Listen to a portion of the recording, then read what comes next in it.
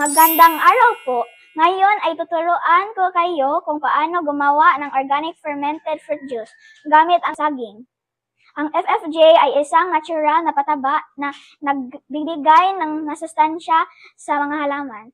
Narito ang mga kakailanganin: saging, brown sugar o molasses, malinis na garapon na may takip, malinis na kutsara o panghalo. Ang unang gagawin natin ay durugin ang hinog na saging sa malinis na lalagyan.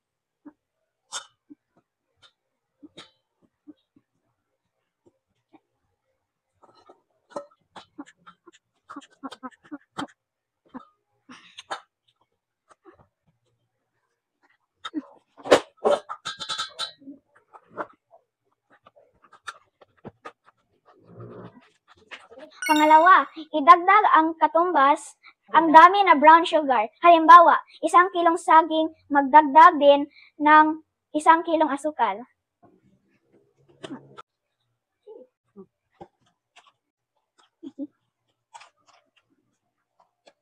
Pangatlo, haluin mabuti hanggang magpantay ang paghalo ng prutas at asukal.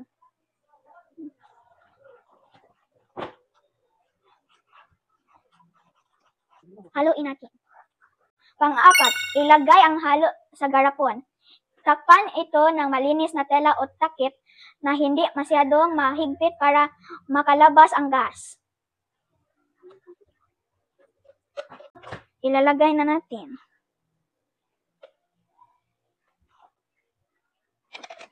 Nalagay na natin lahat. Ngayon, takpan natin.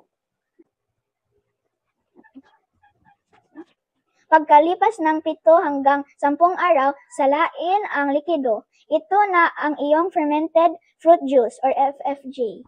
Itago ito sa bote at ilagay sa malamig na lugar. Para gamitin, tunawin ang 2 hanggang 3 kutsara ng FFJ sa 1 litrong tubig at idilig sa halaman 1 beses kada linggo. At yan po ang simpleng paraan ng paggawa ng organic FFJ. Natural, mura at mabisa para sa masiglang halaman. Maraming salamat po.